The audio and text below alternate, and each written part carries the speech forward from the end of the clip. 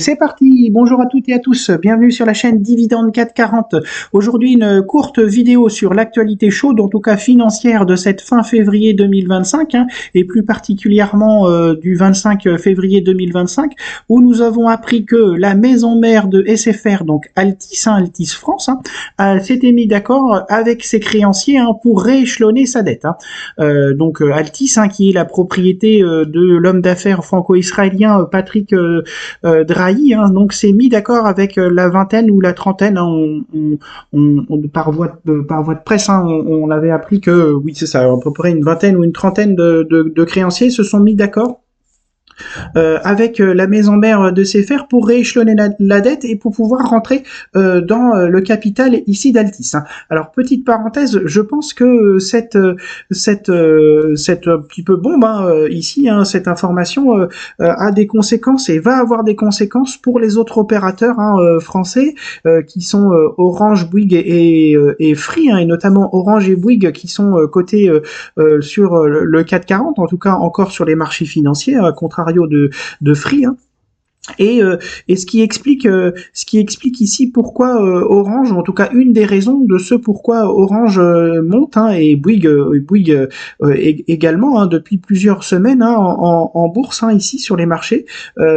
parce que très probablement, et on l'a lu en petite ligne, en tout cas en filigrane dans les différents articles, c'est qu'il va y avoir très probablement, alors je le mets entre guillemets, tout comme dans les articles, très probablement il va y avoir ce qu'on appelle une consolidation sur le marché mobile français et très probablement européen, parce que, et à mon avis c'est une des conditions, c'est que maintenant les créanciers de Altice vont vouloir à la fois retrouver de la croissance sur SFR, mais aussi ils vont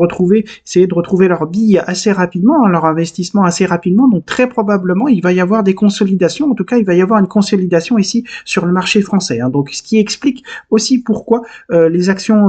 Bouygues, en tout cas indirectement avec Bouygues Télécom et directement avec Orange SA, montent depuis plusieurs semaines. C'est que les gérants misent très probablement sur une consolidation. Donc voilà, c'était la petite parenthèse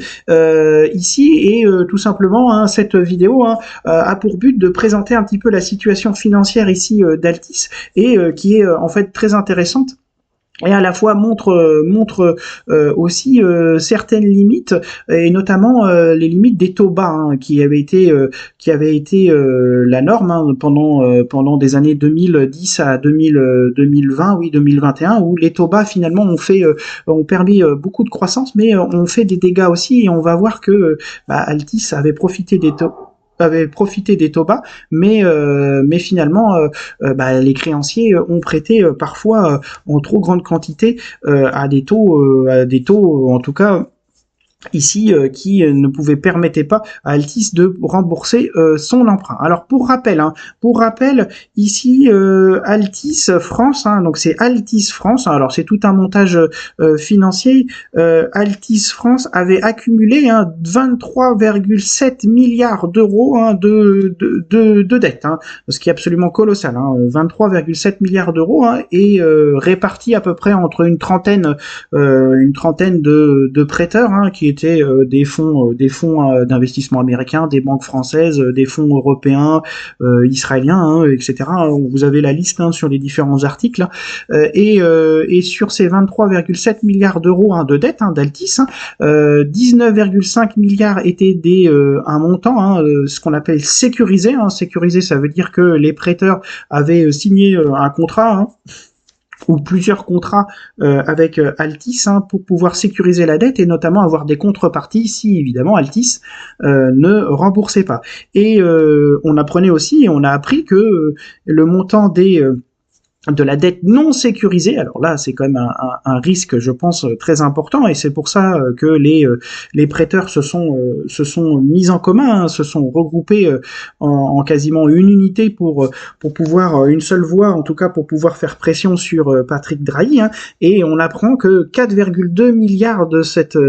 dette qu'avait contracté Altis était non sécurisée par les prêteurs. Je trouve ça absolument incroyable qu'on prête, mais bon, c'est l'expression l'expression auprès de Coriche, hein, mais on avait 4,2 milliards de dettes non sécurisées à un taux moyen de 5,9. Alors clairement, hein, c'est ce que je disais tout à l'heure, hein, c'est que cette accumulation de dettes avait été possible uniquement parce que entre les années 2010, grosso modo, et 2020, vous aviez les banques centrales, que ce soit américaines ou la Banque centrale européenne, prêter à des taux d'intérêt très faibles. Donc forcément, les investisseurs, les fonds d'investissement, avaient possibilité de quasiment emprunter à 0,5%, voire même peut-être même moins, hein, lors du Covid, à 0,2 voire 0. Donc ils pouvaient aller, si vous voulez, aller à la banque centrale et emprunter à des taux très faibles. Et donc ce qui explique pourquoi on a une très grosse accumulation ici de dettes par Altice, hein, c'est parce que ici les taux étaient très faibles. Alors bon, ça n'empêche pas que ici le taux d'emprunt moyen était de 5,9, hein, ici, ce qui est quand même assez important.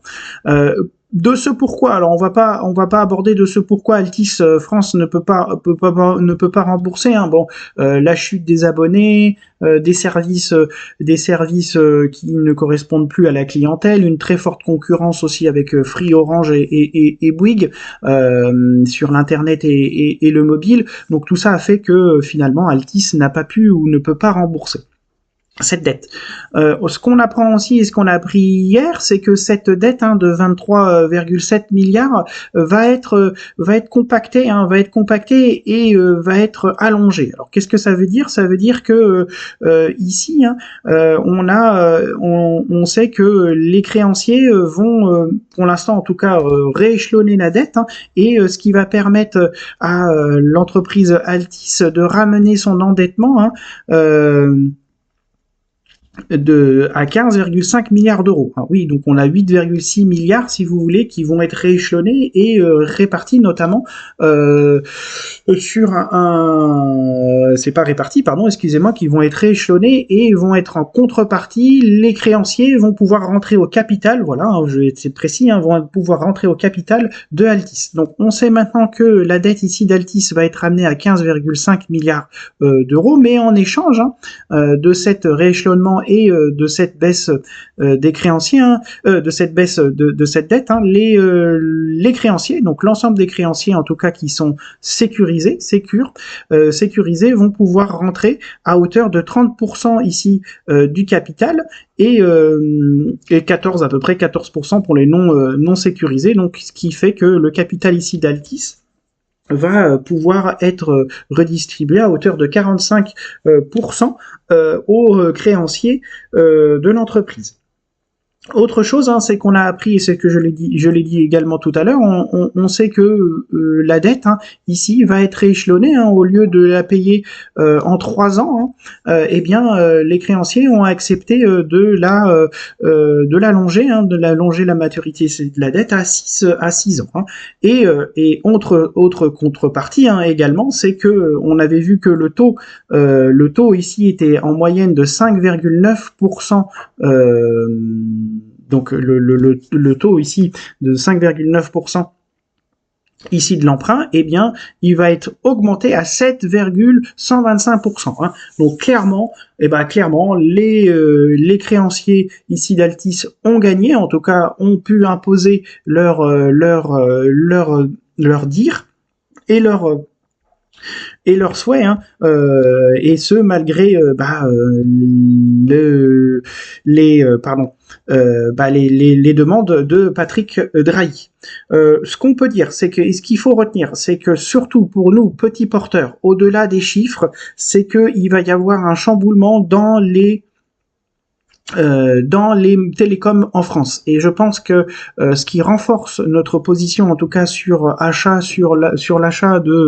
d'actions Orange et de Bouygues, hein, puisqu'il va y avoir très probablement des consolidations à venir, et